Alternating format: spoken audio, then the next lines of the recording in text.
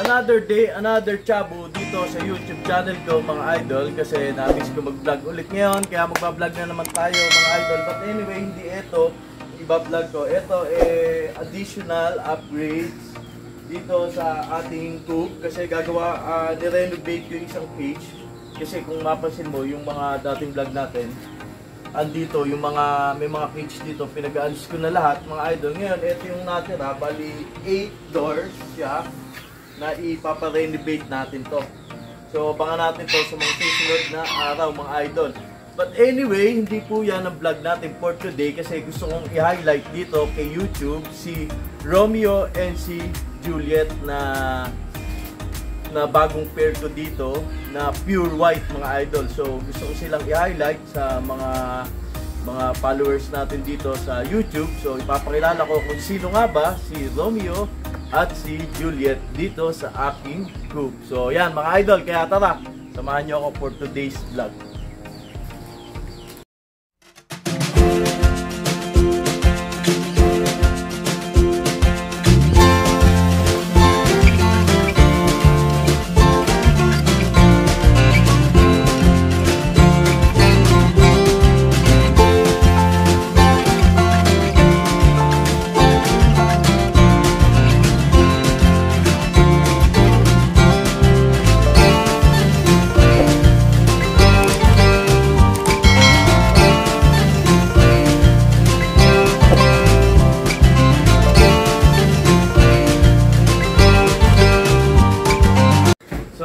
Anyway mga idol, bago ang lahat, si Romeo at si Juliet ay isang Thai pure blood Thai Chabu Island born na pair mga idol. Kaya ko sila pinangalanan na Romeo and Juliet bago ang lahat. Natatawa yung taga-video natin, kasi kung napanood nyo or alam nyo yung story ng Romeo and Juliet, yung Capulet tsaka Montague magkaaway sila. Ngayon, nag-meet si Romeo at tsaka si Juliet dun sa parang event ng mga Capulet, ganon. Ay, na Montague, Capulet yata si Romeo. Basta yun mga idol, and then na-meet niya dun si Juliet. Ibig sabihin, yung dalawang family nila magkaaway. Ngayon, dahil sa pagmamahalan na parang pinaglaban nila yung pag-ibig nila hanggang kamatayan mga idol yan. But anyway mga idol, unahin muna natin kay Juliet. So, halika dito mami. So, eto si Juliet, mga idol, andito. So, kukunin natin. Ayan. Eto si Juliet.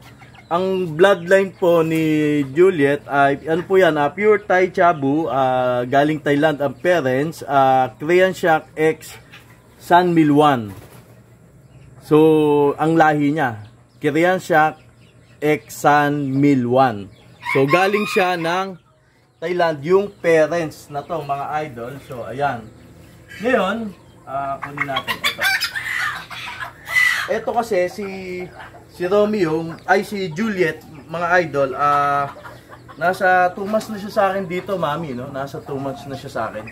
So, hindi siya marunong umitog sa itlogan niya, sa baba lang siya umiitlog. So kaya ngayon, kaya siya nakahiwalay kay Romeo, kasi kinukondisyon ko siya. So napaliguan ko na siya, tsaka ko siya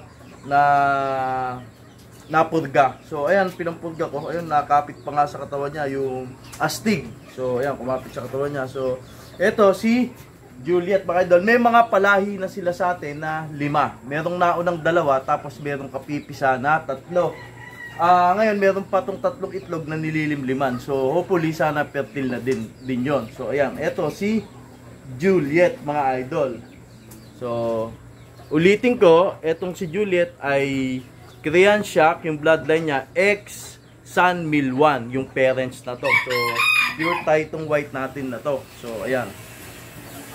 Ngayon, eto mga idol, si Juliet. So highlight muna natin ang kanyang kagandahan. Lapitan mga si Juliet. Very beautiful Chabu chicken. So ayan, ito si Juliet mga idol. O, ayan. So sana sa susunod na salang natin sa kanya mga idol, ano siya, matuto na, kumbaga matutunan na natin na umitlog sa tamang itlogan, tsaka maglimlim na din siya mga idol. So ayan, lagay natin dito. Iano muna natin, i-scratch pen muna natin mga idol. Ayan, ibang muna natin siya dito. So ayan. Ngayon mga idol, ay pupuntahan naman natin si Romeo. Tama dito. Ngayon si Romeo, mga idol, ay pure island born na pure bangri.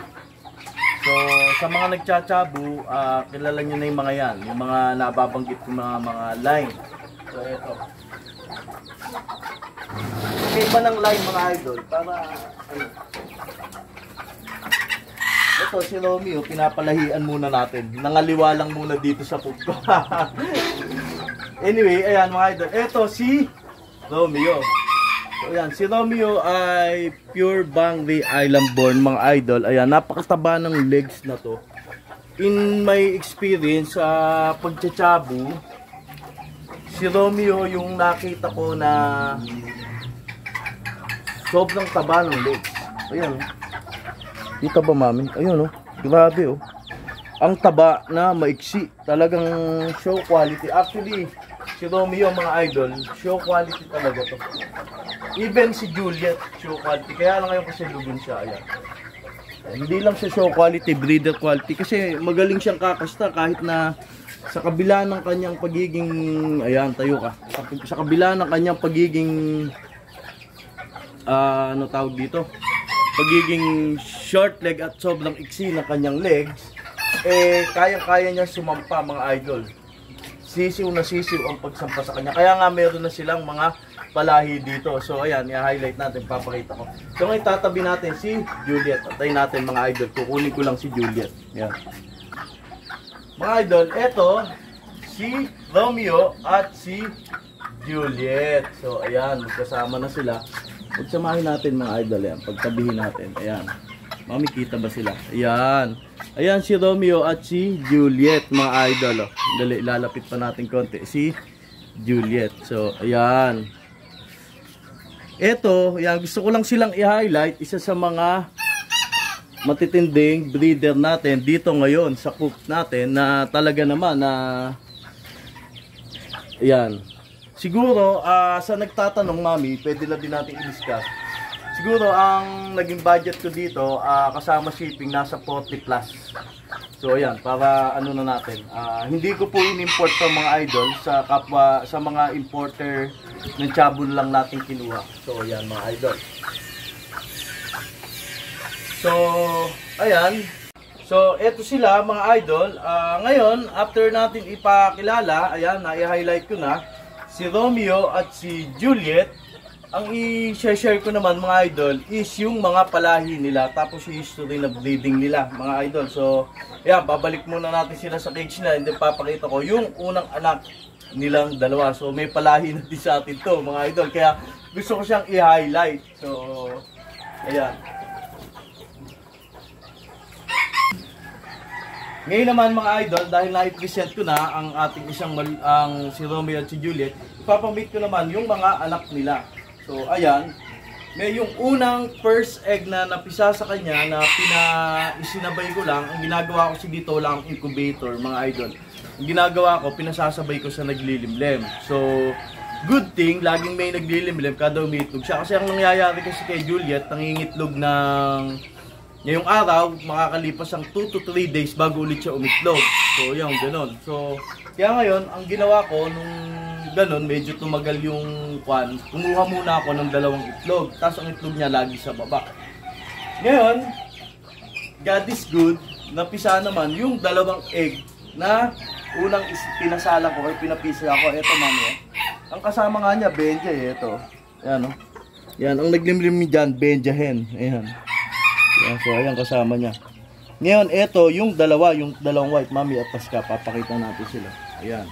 Sorry, natutulog sila. Nakailaw kasi paggabi gising niya. So, ayan.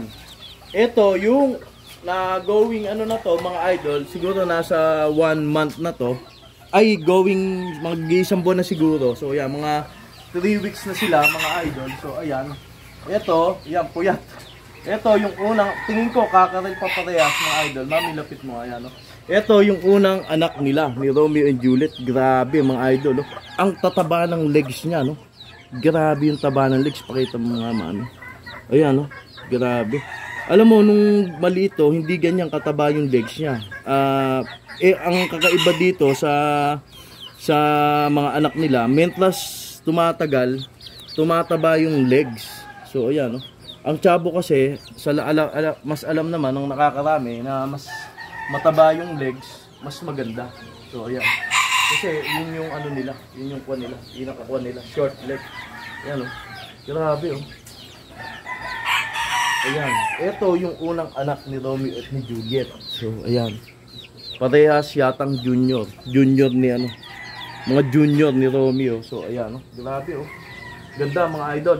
But anyway, ayan. Ang susunod natin ipapakita mga idol. Ayan, tulog na kayo. Balik na kayo. Ang susunod natin ipakita ay yung napisa niya. Kahapon lang napisa, mami. O, kahapon anong date yun? 30. November 30. So ayan, andito. Andito mga idol. But anyway, share ko na din yung isa kong henang benja nakapagpisa ng 9:9. Hindi ko pala yung na-vlog, ano? Pero nasa YouTube natin, ano? 9:9, 9 egg, 9 sisiw. Pisa lahat mga idol. Benja, kaya dito ang daming benja. Ito kasing brooder na to, kumbaga malaki. So dito ko na sila isinama. So ayan, hindi ka dito makipakita. Bakit? Meron ba sa mukha ko?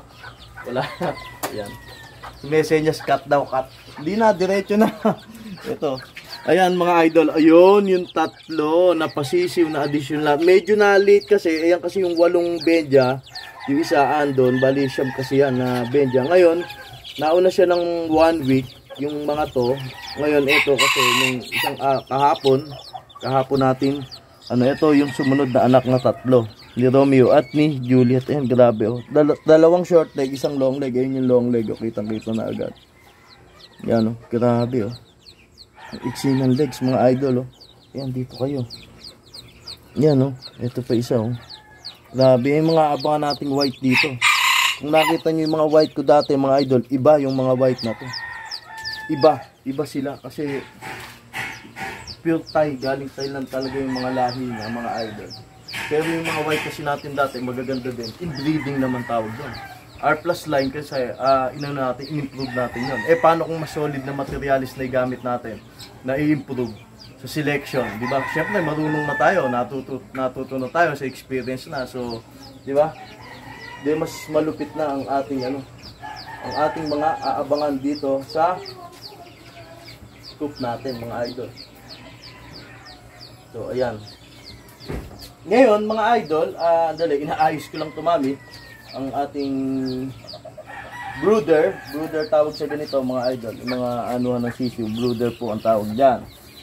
Yan. Ngayon, mga idol, ang susunod natin ipapakita ay yung egg niya. So, meron pa siyang, bago ko siya kinuha at kinondisyon, si Juliet, meron pa siyang 3 egg dito na papisa ay na nililimliman. So ito kasing white na to is sitter natin. Meron ding 2 itlog na nakahalo, kaya bali 5 egg. Yung 3 egg ni Romeo at Juliet, tsaka 2 egg na tong Benja pair na to. Kasi nung bumaha, hindi ko na din na-vlog, pero updated tayo doon sa Facebook page ko, mga idol. Yung mga naunang itlog na to, ito mami, kita ba siya? Ito, ni Alwina pangalan niya, tsaka si Garbiel.